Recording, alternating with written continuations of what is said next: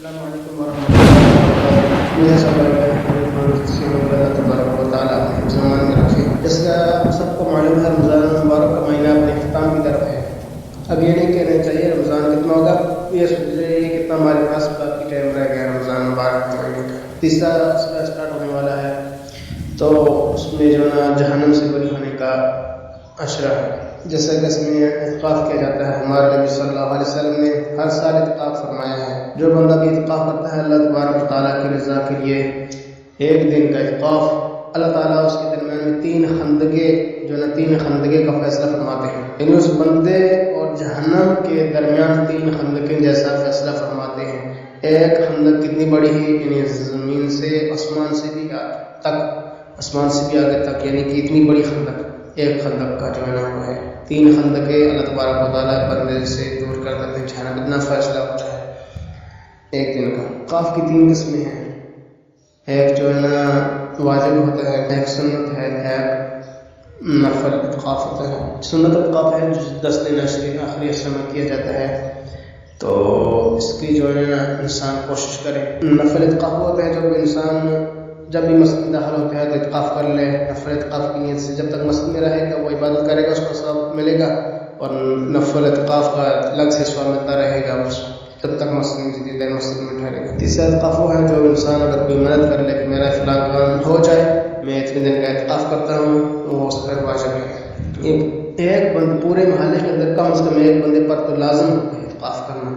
اگر کسی مسجد میں پورے محلے کے اندر ایک بندہ بھی اعتکاف نہیں بیٹھا، پورا محلہ گناہ گار ہوگا۔ اگر ایسا بندہ کوئی محلے میں نہیں اعتکاف بیٹھنے والا تو ان کو چاہیے کہ وہ دہاڑی پہ بندہ رکھے، اعتکاف پر اس کو اٹھائے۔ تو اعتکاف بھی عبادت ہے، اعتکاف عبادت ہے، عادت نہیں ہے۔ انسان چلا جائے مسجد میں، کھانا پینا مسجد میں، سونا رہنا مسجد میں، یہ اعتکاف عبادت ہے، عادت نہیں۔ ٹھیک ہے، جب تک وہ سوئے رہے یہ عبادت ہے، لیکن انسان کس نیت کے لیے جاتا ہے؟ وہ اپنے جذبہ لے کے جائے نا، اللہ تعالیٰ کے در پہ کس لیے جاتا ہے؟ ایک جذبہ لے کے جائے کہ اللہ جب تک میرا کام یہاں سے نہیں ہوگا میں یہاں سے اٹھنے کا نہیں تیرے در سے۔ تو اللہ تعالیٰ انسان اپنی گناہوں سے بخشش کے لیے جاتا ہے کہ اللہ تعالیٰ کی رضا کے لیے جاتا ہے، اللہ تعالیٰ مجھ سے راضی ہو جائے۔ بندہ اس نیت سے جائے، وہاں جا کے محنت کرے، دن رات زیادہ سے زیادہ اعمال کرے، نیک اعمال کرے، تو اللہ تعالیٰ کا راضی کرنے کی کوشش کرے۔ یعنی کہ سب سے توڑ رب سے جوڑ، سب سے توڑ رب سے جوڑ، وہاں پہ صرف ایک اللہ، دن صبح شام رات اللہ، کہ ہم اللہ کی رضا کے لیے ادھر آئے ہیں، اللہ کو راضی کرنے کے لیے آئے ہیں، اللہ تعالیٰ راضی ہو جائے۔ زیادہ سے زیادہ نماز تو پڑھنی ہے، ساتھ نوافل کا اہتمام کیا جائے، تلاوت کا اہتمام کیا جائے، ذکر اذکار کیا جائے۔ نیند پورا سال سوتے رہتے ہیں، نیند میں تھوڑا سا کمی کر لیں، کچھ نہیں فرق پڑتا 10 دن کے اندر۔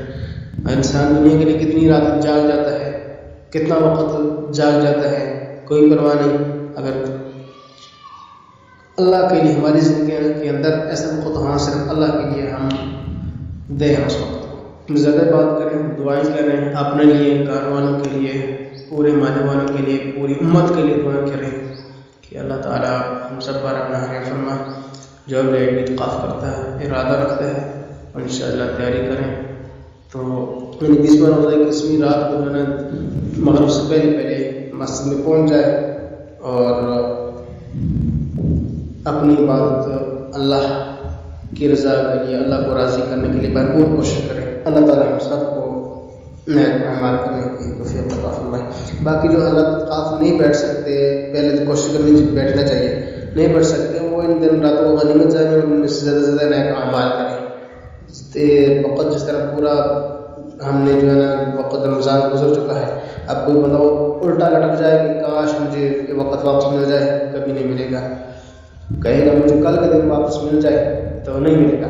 جس بندے نے روزے رکھے اس پر بھی وقت گزر گیا، جس نے نہیں رکھا روزہ اس پہ بھی گزر گیا وقت، جس نے تراویح پڑھی وقت اس پہ بھی گزر گیا، جس نے نہیں پڑھی اس پہ بھی وقت گزر گیا، جس نے قرآن کی تلاوت کی، قرآن مجید ختم کیے، 2 کیا، 10 کیے، 12 کیے، 15 کیے، اس پر بھی وقت گزر گیا، جس نے نہیں کیا اس پر بھی وقت گزر گیا۔ ایسا نہیں کہ رمضان مبارک کا مہینہ گزر جائے بعد میں افسوس کرتے پھریں، پھر کوئی فائدہ نہیں۔